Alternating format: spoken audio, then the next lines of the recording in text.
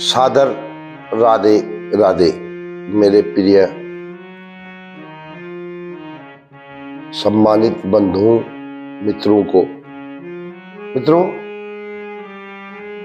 आज मैं एक ऐसा प्रसंग सुनाने जा रहा हूं जो हमारे जीवन में हम परेशान क्यों हैं।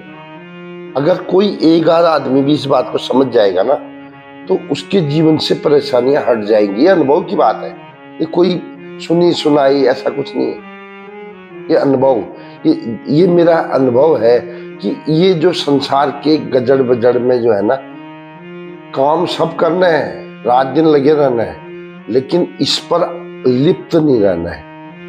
आइए मैं एक ऐसा प्रसंग सुनाने जा रहा हूं जिसे आप ध्यान से सुनना और राधे राधे तो पक्का बोलना। जय ओम अच्युताय नमः, अनंताय नमः, गोविंदाय नमः। ओम श्री सद्गुरुदेव भगवान की जय। स्वस्ति श्री गणेश जी भगवान की जय। मित्रों, हम लोगों ने ये मनुष्य जीवन भोग का साधन समझ रखा है। मतलब मेरी सोच क्या है पता है? बस मेरी पत्नी, मेरा बच्चा, मेरा मकान, यही मेरा फाइनल है और यही मेरे दुख देता है। अब इससे दूर होने का जो आज दृष्टांत मैं दे रहा हूं उसको बड़े ध्यान से सुनना। मान लो मैंने एक सुंदर रमणीक सुंदर जगह पर, जो समुद्र का किनारा है, घूमने की बढ़िया जगह है, जहां पर 10 कमरों का एक रहने का साधन बनाया। उसमें मैंने 10 लड़कियों को रहने के लिए आमंत्रित किया। मतलब 10 कन्याएं, मैंने कहा रहे 10 दिन आनंद लें, फिर 10 दिन भोजन कर के चले जाए। मैंने सपोज करो, एक बात, मिसाल की बात बता रहा हूं, और ऐसे 10 कमरे बनवा दिए।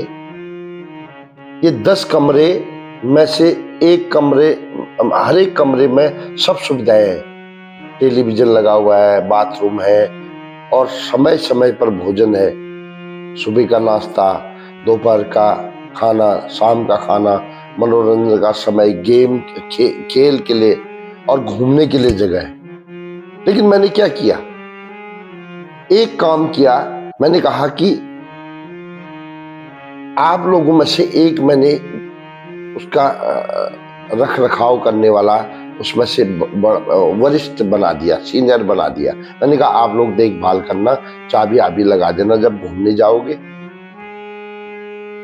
तो पहले दिन लोग सही रहे, वो कन्याएं हैं, जो काल्पनिक कन्याएं हैं, वो सही रही। दूसरे दिन सही रही, तीसरे दिन से वो ये समझने लगेगी कि ये मेरा है। और जो समझा रहा है कि सफाई ठीक ढंग से करो, ये करो, तो उसके साथ वो झगड़ा करने लगे। दोस्तों याद करो, वो झगड़ा कर रहे हैं, 10 दिन रहना है, उनका कंफर्म है 10 दिन के लिए है, लेकिन 10 दिन में तीसरे दिन ही वो अपना समझने लग गए। वो उसके साथ झगड़ा कर रहे हैं, बोल रहे हैं कि ये देखो यहां भी दादागिरी कर रहा है, ये कर रहा है, सो कर रहा है। तो कहने का मतलब मेरा ये है, समझना कि वो 10 दिन के लिए वहां पर सुविधाएं लेने आई थी। उन्होंने 10 दिन प्रेम से रहना चाहिए था ना। कोई सफाई टाइम पर नहीं कर रहा है, वो सही गंदा फैल के जा रहा है, जबकि वो सफाई करके उन्होंने रखना चाहिए था। ये सोचना चाहिए था कि यहाँ पर दूसरा है, हमने तो चले जाना है। तो 10 दिन इसको हम यहाँ पर हम ऐसा माहौल क्रिएट करके जाएं ताकि हम लोग जब जाएंगे तो हमें लोग याद करेंगे।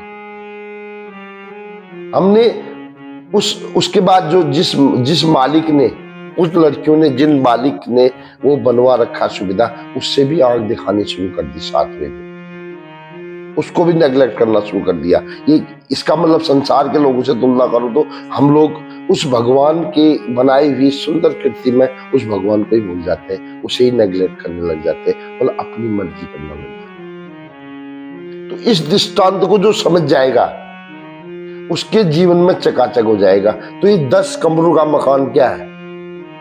ये 10 कमरों का मकान है।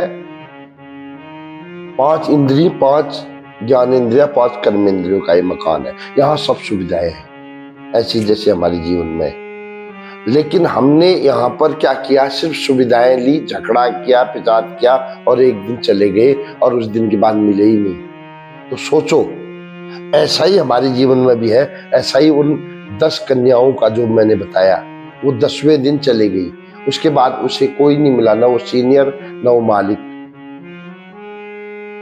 अगर वो उस मालिक के वो अच्छा व्यवहार करती तो उस मालिक हमेशा याद रखता, बोलता कि इस फलाने बैच ने, फलाने ग्रुप ने यहाँ पर बहुत सुंदर व्यवहार किया, बहुत अच्छी तरह रहे।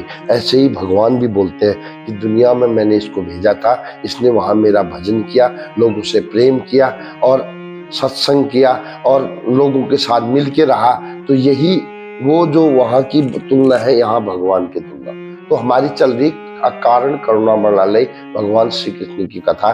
तो मैंने कहा कि भगवान श्री अकारण करुणा मृणालय की कथा समझ में आने से पहले ये दृष्टांत समझा दो, तो कृपा करके इसको बार बार सुनना, आपके समझ में आ जाएगा कि इस दुनिया में हमको कैसे रहना चाहिए। जय जय श्री कृष्ण, जय जय श्री राधे, जय जय श्री कृष्ण। तेरी लगन में खो जाऊं, दुनिया से किनारा हो जाए।